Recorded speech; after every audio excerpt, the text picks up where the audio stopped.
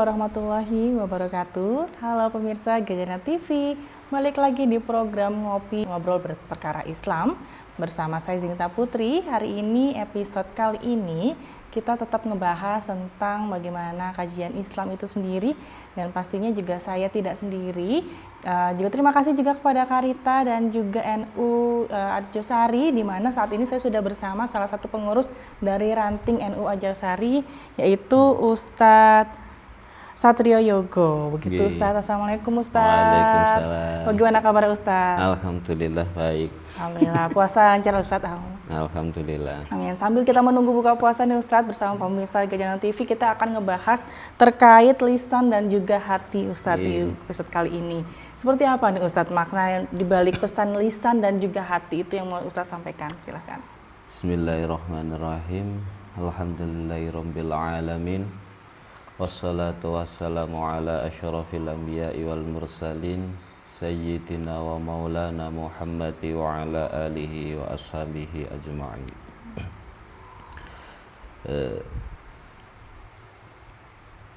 Alhamdulillah.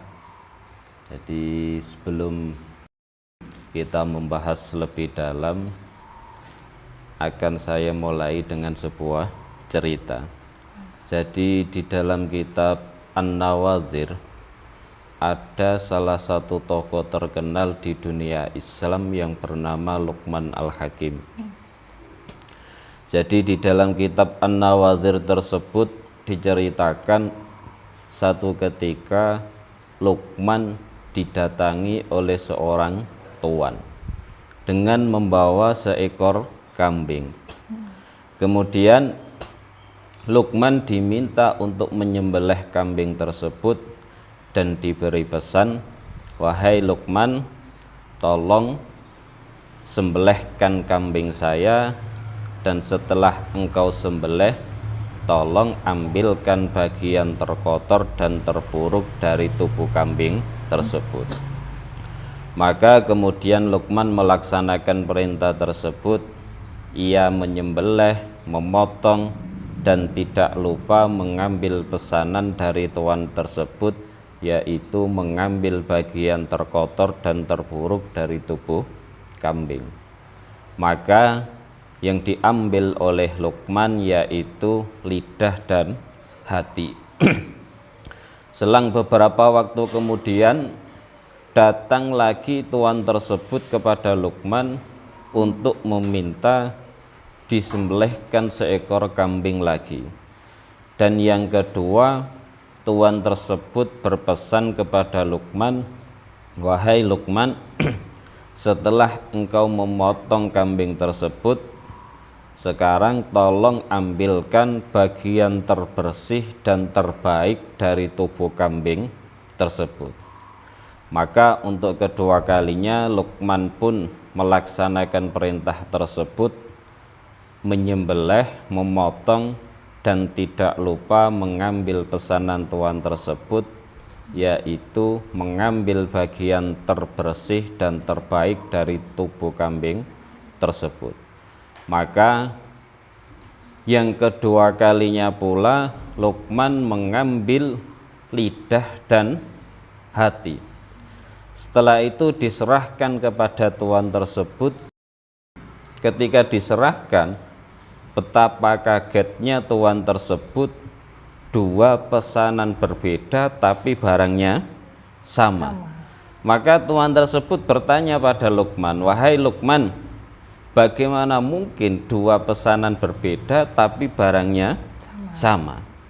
Kemudian Luqman menjawab, "Begitulah adanya wahai tuanku, lidah atau lisan dan juga hati bisa menjadi bagian terkotor dan terburuk, sekaligus bisa menjadi bagian terbersih dan terbaik dari tubuh kambing tersebut." Maka lisan atau lidah atau yang kita sebut lisan dan juga hati mempunyai peranan penting dalam tubuh manusia, yaitu ketika lisan dan hati dibuat untuk suatu keburukan, maka dia menjadi bagian terburuk dari tubuh manusia maupun dari kehidupan manusia. Ketika lisan dan juga hati dibuat untuk kebaikan, maka ia menjadi bagian terbaik dan terbersih dari tubuh dan kehidupan manusia. Jadi makna dari kisah yang tadi disampaikan seperti apa Ustadz? Dari hati dan juga lidah yang tadi yang diibaratkan menjadi kambing ya. Kemudian juga sekarang dalam makna seperti apa Ustadz? Jadi begini, lidah atau yang kita sebut lisan ini memiliki kekuatan yang luar biasa. Bahkan dikatakan lidah atau lisan ini kan tempat mengeluarkan kalimat atau kata-kata. Dan kata-kata atau kalimat ini bisa menggerakkan apapun di dunia ini.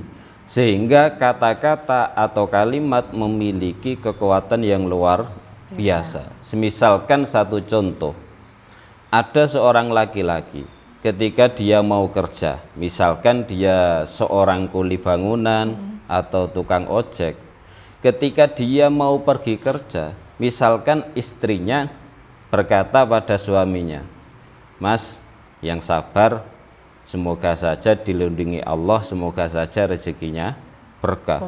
Itu kan memberi rasa aman pada seorang suami ketika kerja, sehingga memiliki himmah, memiliki kenyamanan yang luar biasa.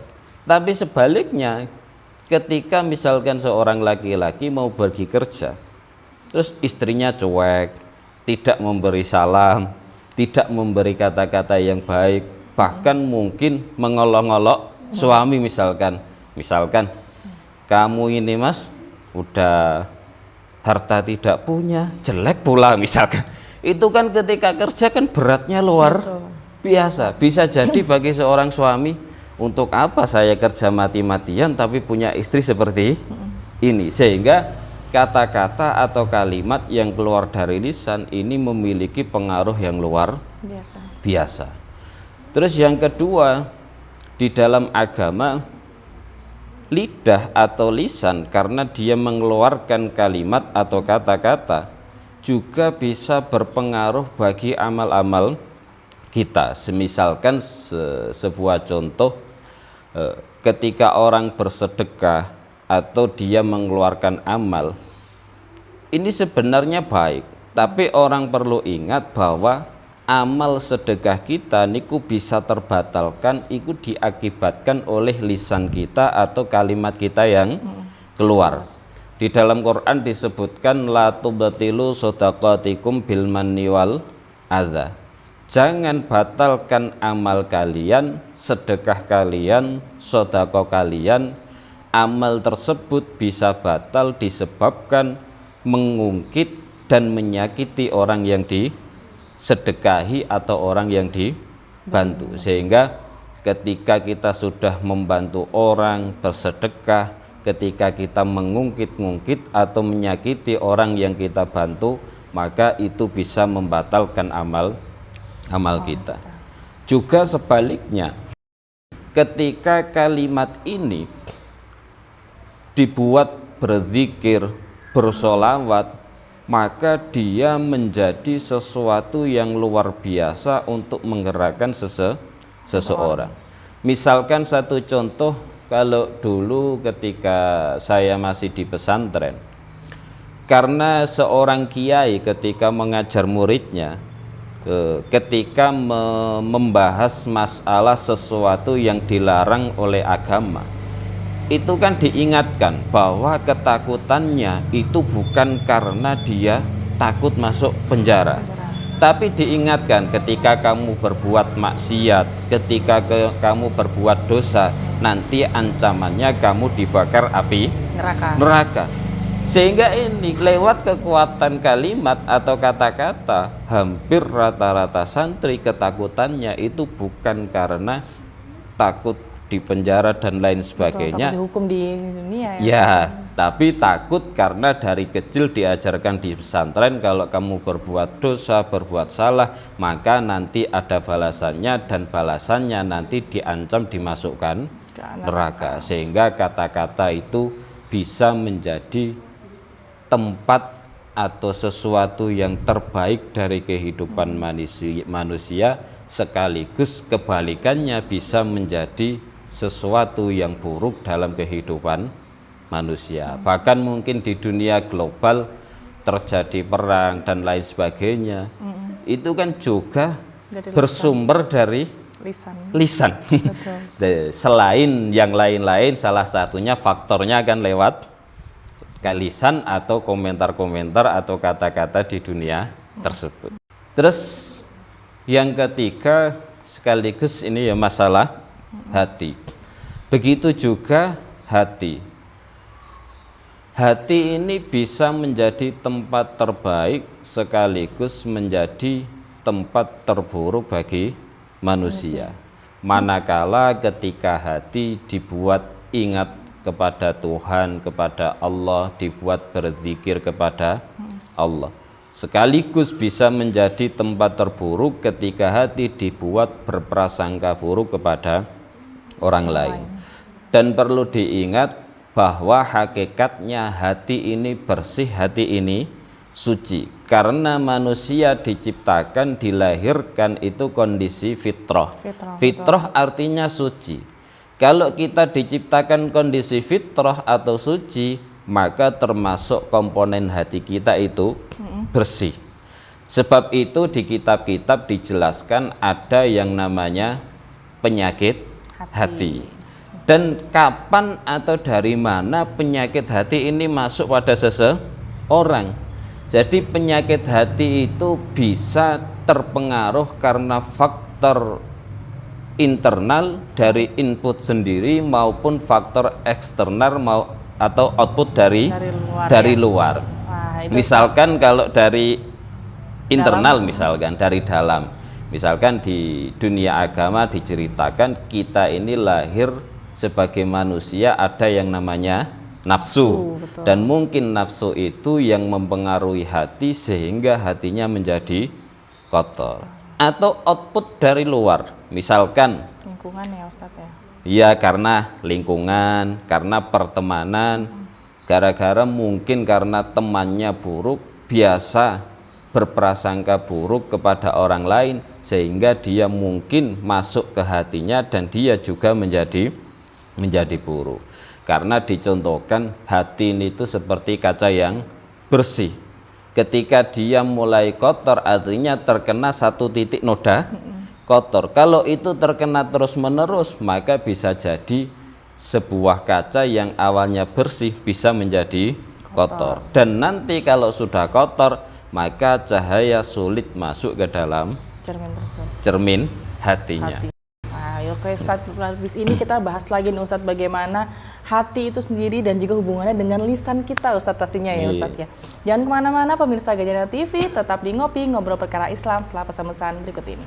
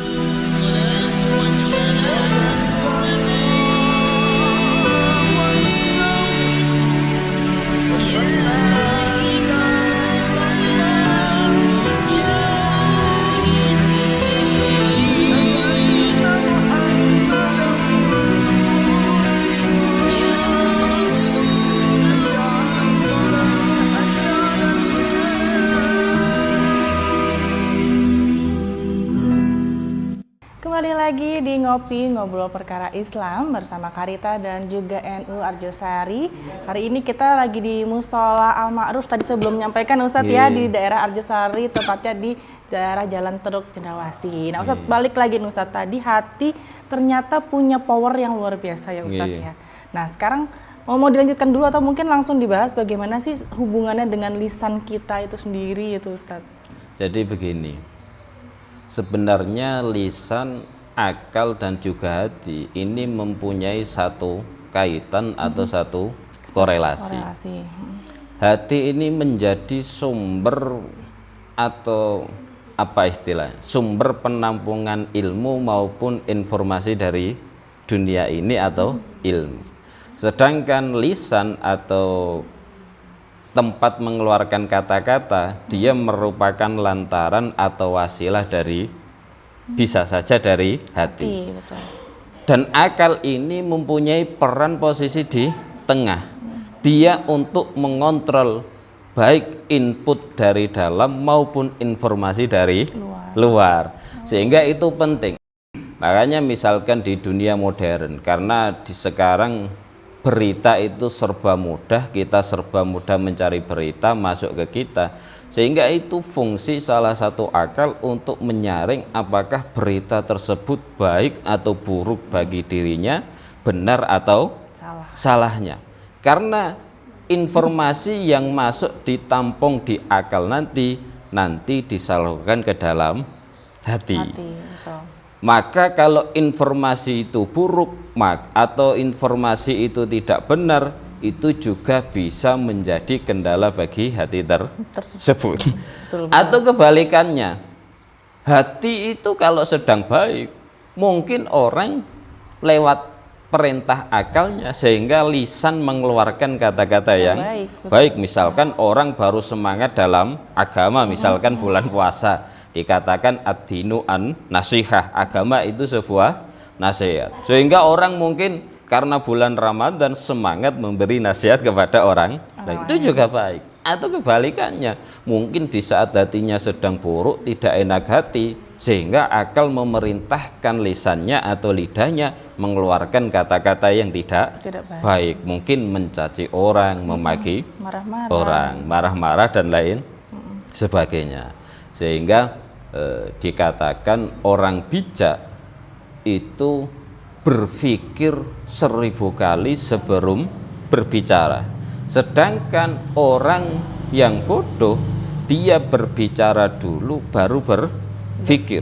Mungkin setelah berbicara ternyata tidak benar, kemudian dimarahi orang, diingatkan orang, sehingga dia baru berpikir, dan mungkin sehingga dia baru menyesal. Ya mungkin kira-kira antara hati, lisan, dan akal sebagai penengah atau pengontrol antara hati dan juga lisan.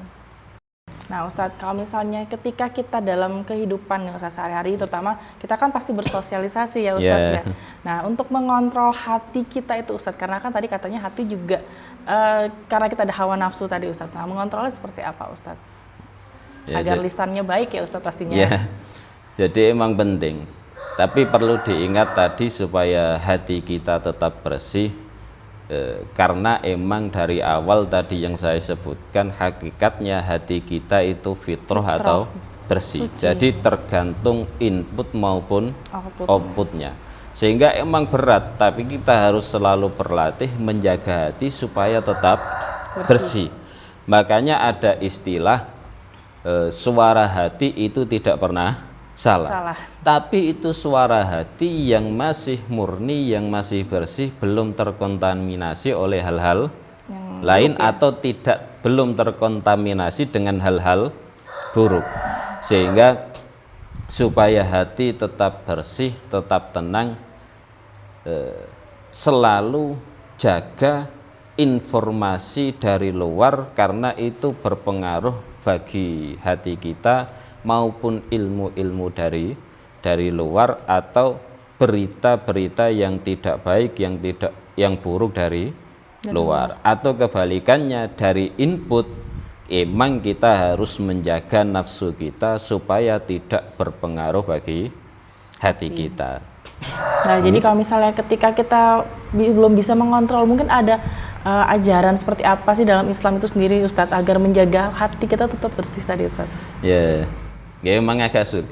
Karena emang untuk urusan hati kita itu mudah berbicara, tapi menjaganya yang susah. Betul, mengamalkannya susah, Ustadz, bener.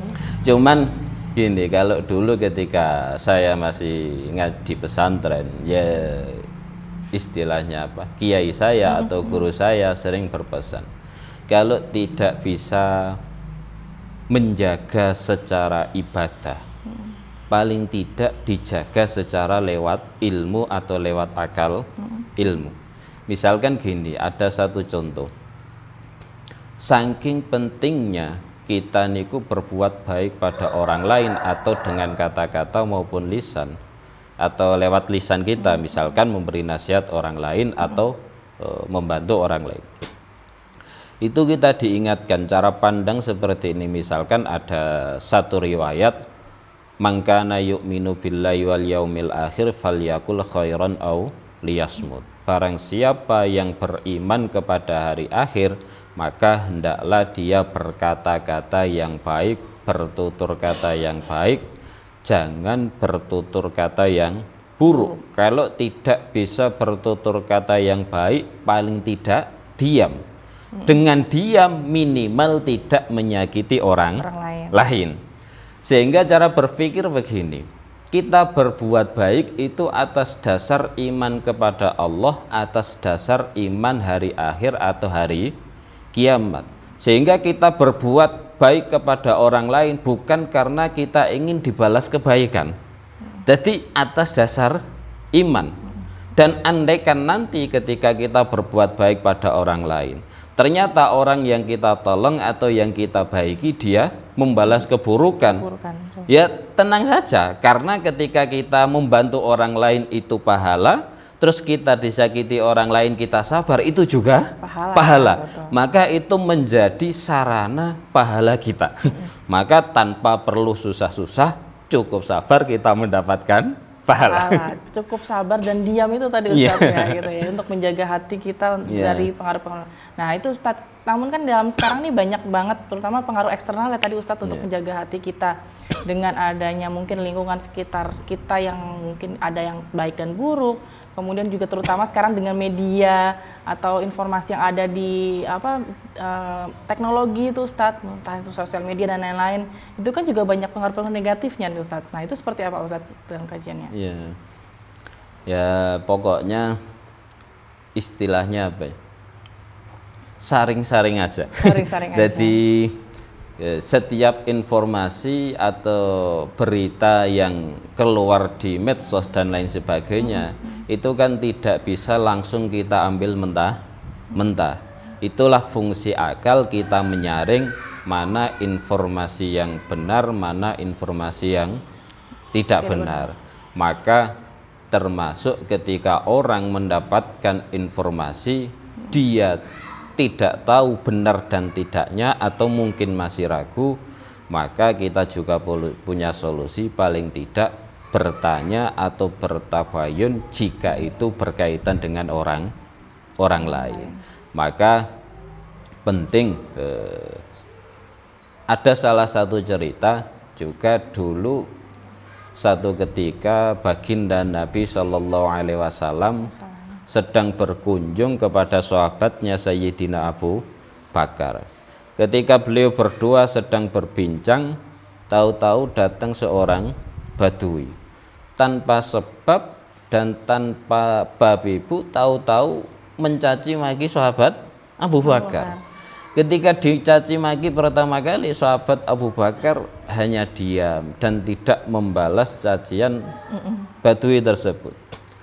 Maka Nabi melihat sahabatnya hanya diam, Nabi tersenyum. Nabi itu tersenyum karena sasarannya tidak terpengaruh. Biasanya kan gitu, sasarannya tidak terpengaruh, maka badui tersebut mencaci maki dengan kata-kata yang lebih kasar, lebih keras. Tapi tetap yang kedua kali Abu Bakar tidak terpengaruh, hanya diam. Maka Nabi melihat sahabatnya pun tersenyum. Karena tidak terpengaruh, maka orang badui tersebut semakin tersulut emosi, maka dia semakin mengeluarkan kata-kata yang semakin kotor, yang semakin berat. Dan yang ketiga kalinya ini sahabat Abu Bakar sebagaimana manusia terpancing emosinya sehingga akhirnya membalas cacian makian tersebut. Saat itu juga ketika Nabi melihat kejadian tersebut, beliau pergi tanpa mengucapkan salam, tanpa pamit kepada sahabatnya.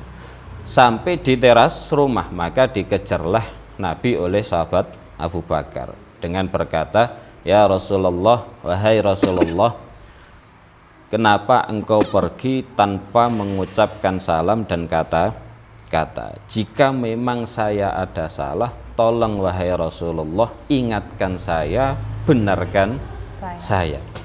Maka Nabi pun menjawab, "Wahai Abu Bakar, ketika pertama kali kamu dicaci oleh badui tersebut dan kamu hanya diam, aku melihat di sekeliling atasmu dikelilingi oleh ribuan malaikat.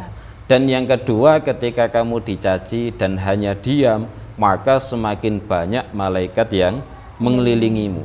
Namun sayang yang ketiga kali kamu tidak bisa menahan amarah, kamu membalas cacian, maka seketika itu pula malaikat tersebut pergi, hilang dan diganti dengan setan atau iblis. Maka saya tidak mau mengucapkan salam kepada setan maupun iblis." Maka betapa juga luar biasanya pahala orang yang mau sabar. Masya Allah, luar biasa ya Ustadz ya. Ternyata dari contoh dari Sayyidina Abu Bakar aja masih bisa terpancing emosi, apalagi kita gitu Ustadz ya. Nanti kita bahas lagi Ustadz bagaimana sih kita dalam menangani lisan kita dan juga hati kita. Tapi setelah pesan-pesan berikut ini tetap di Ngobrol Perkara Islam.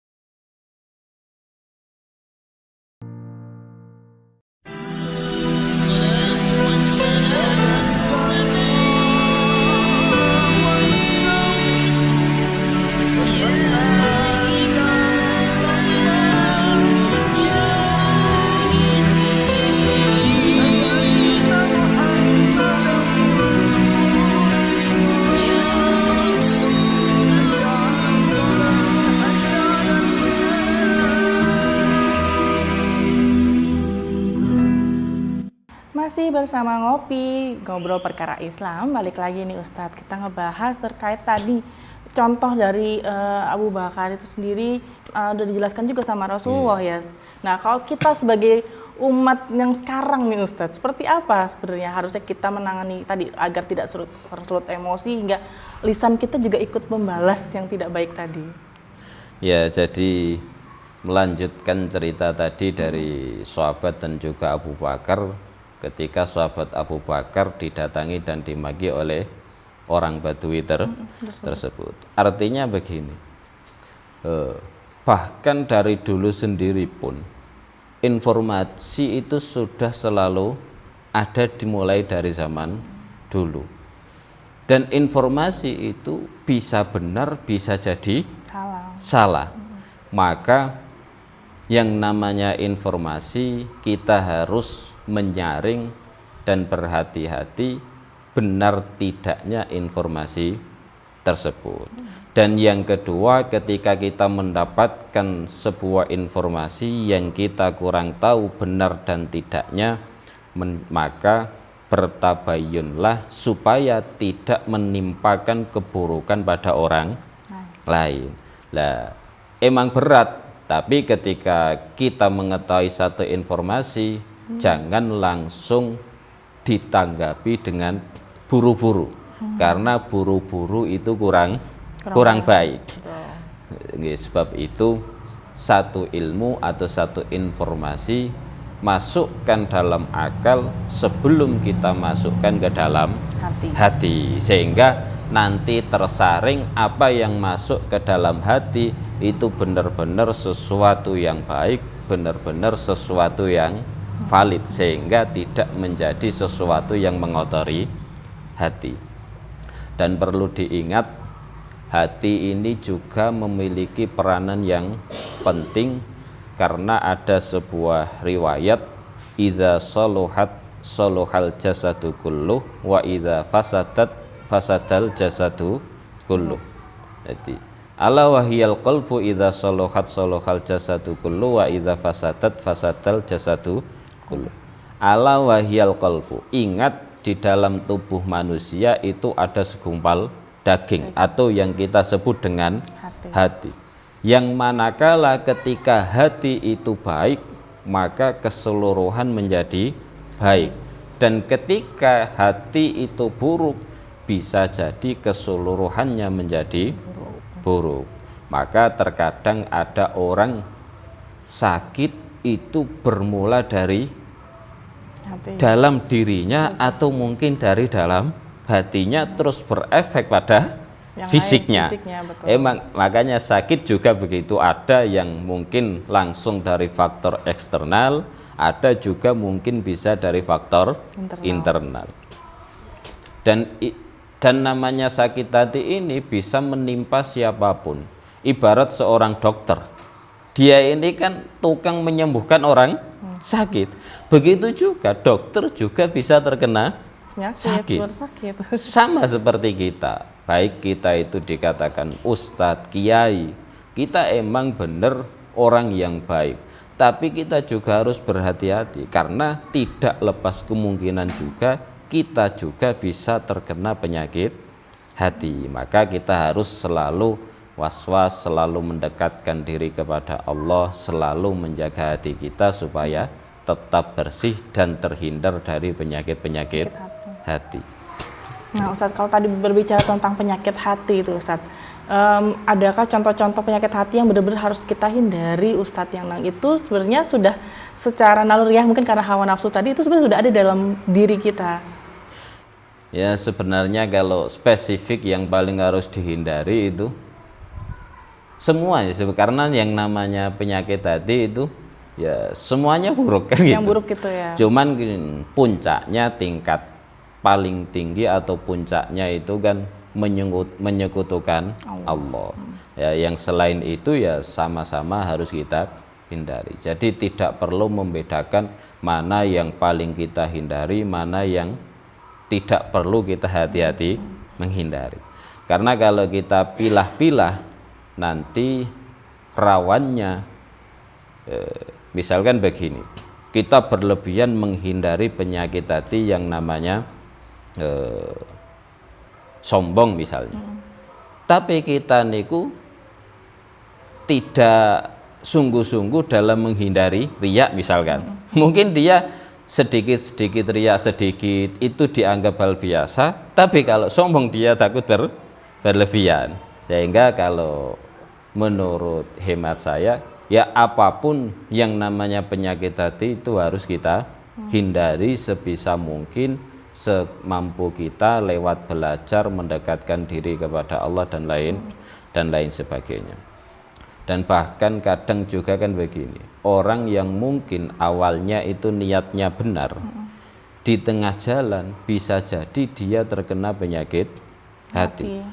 Yaitu di tengah jalan bisa jadi faktor internalnya sendiri maupun faktor eksternal. Misalkan satu contoh, saya beri contoh begini.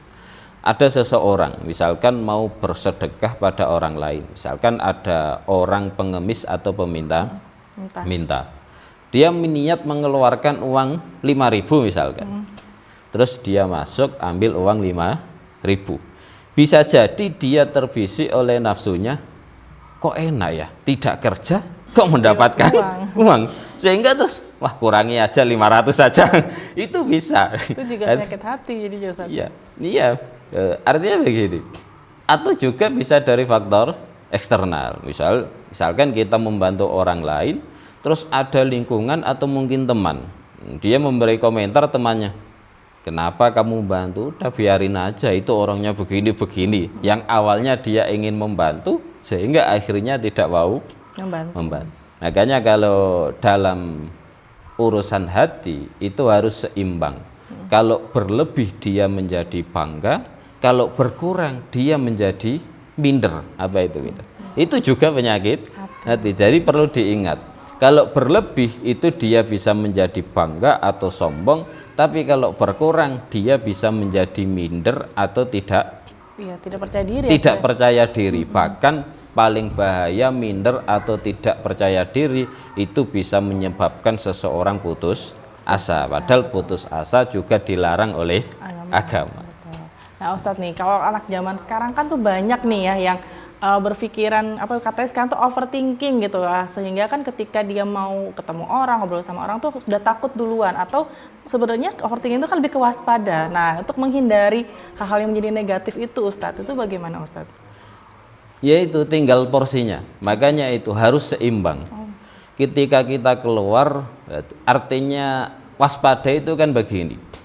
Waspada untuk kebaikan artinya dia hati-hati supaya kebaikannya tetap terjaga atau mungkin tidak terganggu oleh yang negatif yang lain. Tapi waspada untuk keburukan bisa jadi dia itu takut, misalkan ada satu keburukan di tempat lain atau komunitas keburukan, dia takut terbawa sosial keburukan tersebut atau dan lain sebagainya, sehingga harus seimbang. Artinya seimbang ketika untuk melakukan kebaikan walaupun waspada, ya kita cari secara ilmu ketika kita lakukan ini berdampak baik bagi kita atau enggak. Artinya ketika kita ragu, cari informasi untuk mendukung kewaspadaan kita supaya menjadi aman. Makanya dalam agama kan gini, ada istilah amanah, ada istilah iman. Makanya amanah itu begini, orang dipasrai benda atau barang atau sesuatu oleh orang lain. Ketika memasrahkan pada orang lain, kita kan harus cari orangnya itu benar-benar tanggung jawab apa enggak.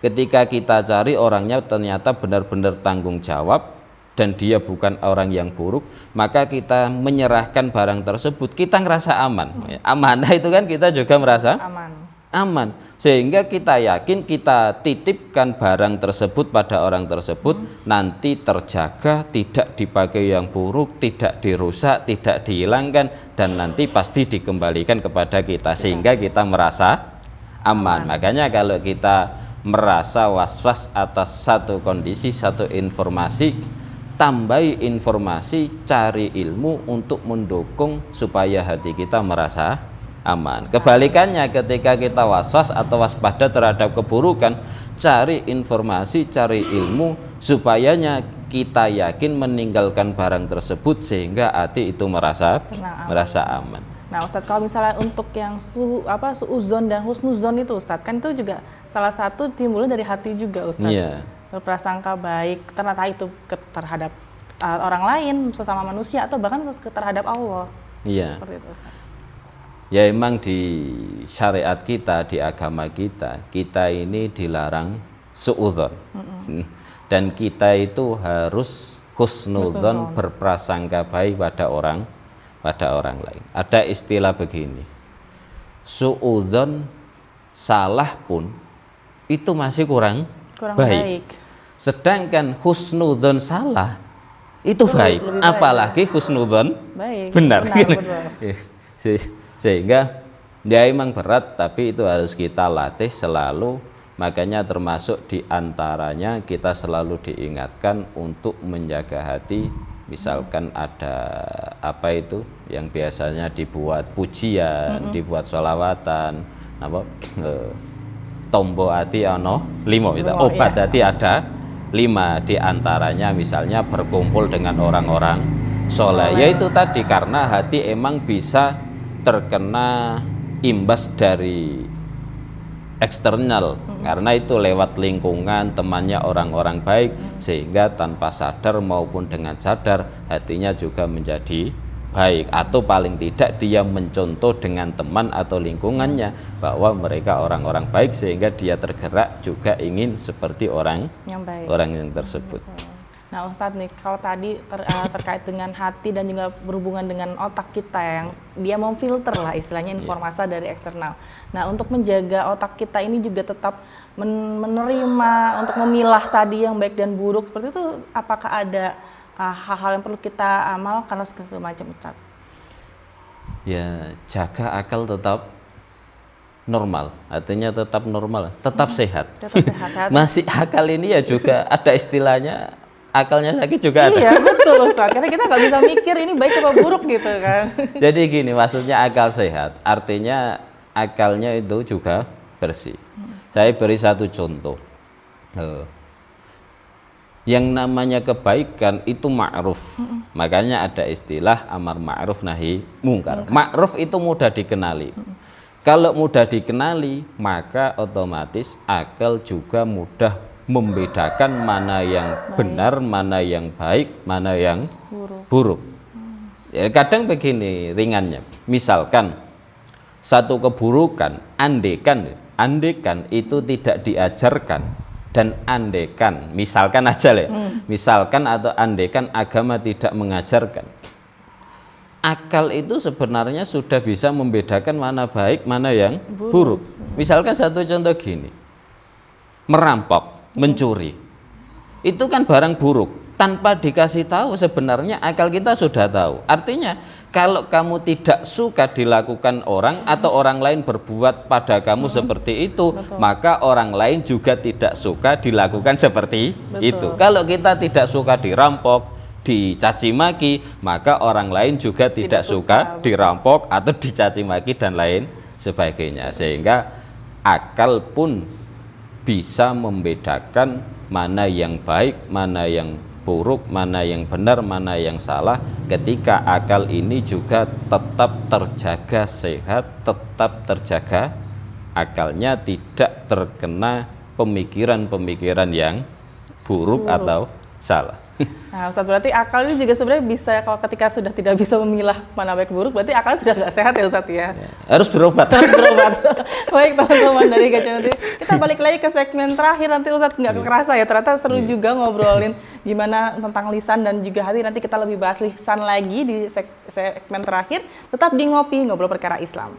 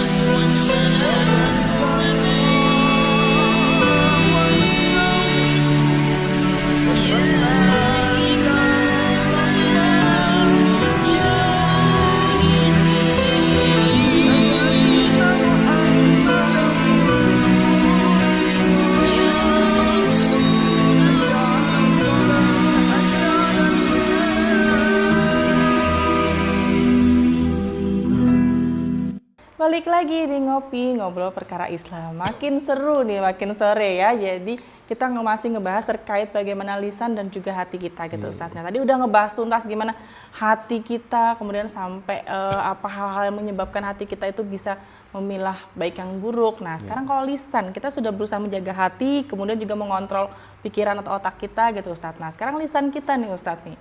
Kadang ya yang manusiawi, kadang terkeluarlah hal yang tidak baik mungkin lisannya. Nah, itu kan pasti menyakiti orang lain tuh Ustaz. Nah, itu seperti apa hukumnya? Ya itu tadi, karena akal ini dan pelantara antara lisan dan juga hati. Artinya ketika lisan ini sebelum mengeluarkan kata-kata bisa dikontrol lewat otak kita. Betul. Mungkin kalau di dunia kedokteran atau apa, bahwa di antaranya tubuh kita ini kan bergerak atas dasar perintah otak atau akalnya. Akalnya, betul. Sehingga lisan ini sangat bisa dikontrol oleh manusia selama hati dan akalnya itu baik. Makanya di dunia kiai kan jarang ulama-ulama itu berkomentar sesuatu yang buruk atau negatif ya, sesuatu yang negatif. Pasti beliau-beliau ini mengontrol komentarnya. Betul. Dan beliau-beliau mengeluarkan komentar ketika emang benar-benar dibutuhkan. Karena itu emang lisan atau kata-kata kalimat memiliki kekuatan yang luar biasa. Sehingga saking pentingnya lisan, kita diingatkan salamatul insan fi hifdzil lisan. Selamatnya seseorang atau manusia itu terletak bagaimana dia menjaga lisannya. Dan ibadah ini kan banyak, tidak cuman lewat lisan. Mungkin seorang kiai dia ibadahnya diantaranya ngajar murid, atau misalkan mungkin di media orang bisa berdakwah lewat media. Lewat kata-kata dan sebagainya. Tapi ibadah kan bukan cuman itu, termasuk kita menahan itu juga ibadah. Makanya di dalam Quran juga disebutkan wal kadhiminal ghaidha wal afina anin nas. Wal kadhimin artinya ngempet, menahan.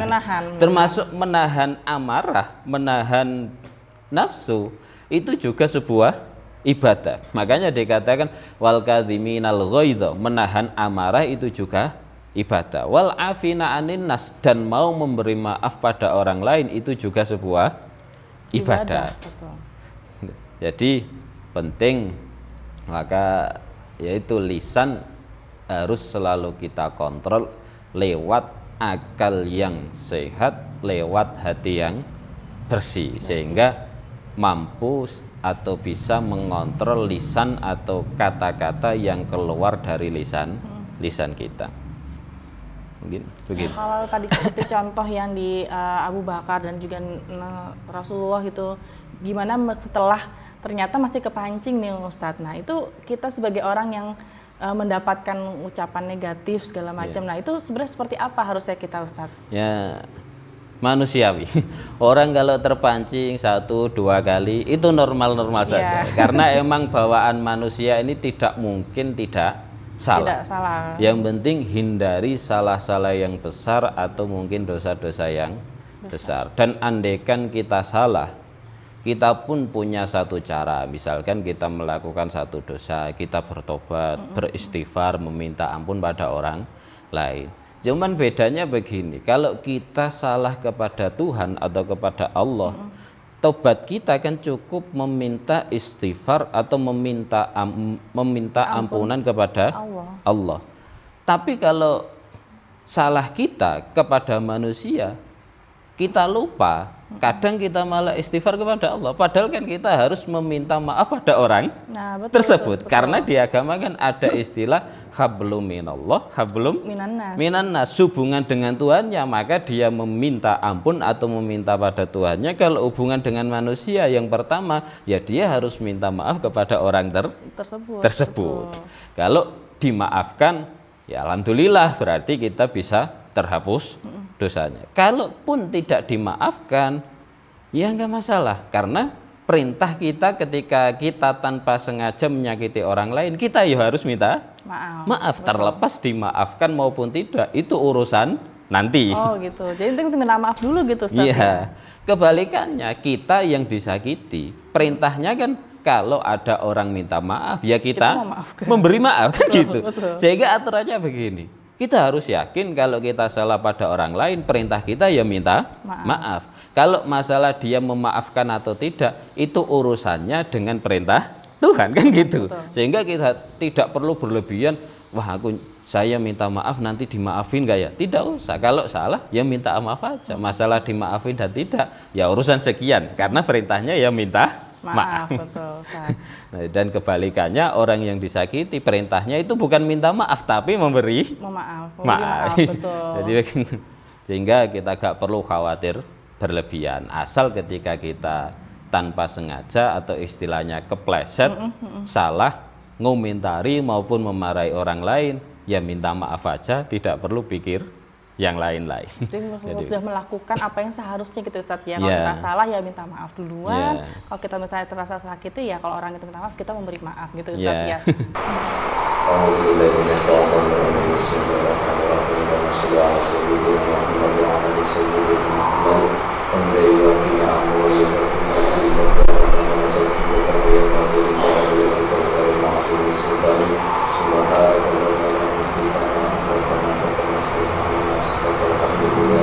walakal hamdu ba'dar ridha walakal hamdu hamdan taranda wa anta an-narandin rabbana ighfir lana wa liwalidina warhamhuma kama rabbayani shaghira wa li abaina wa li ummahatina wa ajdatina wa jaddatina wa li masyayikhina wa li muallimina wa li dhawil huquqi alaina wa li jami'il muslimina wal muslimat wal mu'minina wal mu'minat al ahya'i minhum wal amwat.